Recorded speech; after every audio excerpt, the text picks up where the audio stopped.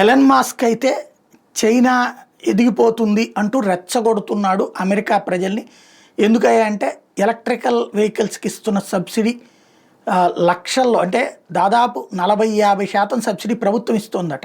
అందువలన అక్కడ electric vehicles ఎక్కువ కొంటున్నారట. వాహనంతో సమానంగా వాహనం వాల్యూతో సగం ప్రభుత్వమే పెట్టుకుంటోంది. ఇప్పుడు అది కాస్త ఆగిపోతుంది. దాంతో ఎలక్ట్రిక్ వాహనాలు పని నాశనం అయిపోతుంది.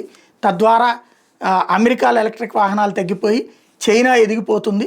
అక్కడ కంప్లీట్ ఎలక్ట్రిక్ వాహనాల వైపు వెళితే మనమేమో ఇక్కడ ఇలా కొట్టుకు చేస్తామంటూ ఎలన్ మాస్క్ ఆగ్రహం వ్యక్తం చేస్తుంటే, ట్రంప్ లాంటోడు నిన్నే అసలు డిపోర్ట్ చేసి పడేస్తాను, నేను మొట్టమొదటి నుంచి ఎలక్ట్రిక్ వాహనాలకు వ్యతిరేకమే, ముందు ఆ మాట చెప్తానే వచ్చాను అన్నటువంటిది ఆగ్రహావేశాలు వ్యక్తం చేస్తుంటే, అదే సందర్భంలో సెనేటర్ టామ్ టిల్లీస్ లాంటి వాళ్ళు ఏం చెప్తారా అంటే, ఎలన్ మాస్క్ నువ్వు చెప్తున్నటువంటిది కరెక్టే 100%, ఏదైతే చైనా ఎదిగిపోతుంది అన్నటువంటిది, అయితే దాన్ని ఎలా తొక్కాలో మాకు తెలుసు అంటూ స్టేట్మెంట్లు ఇస్తున్నారు అన్నమాట.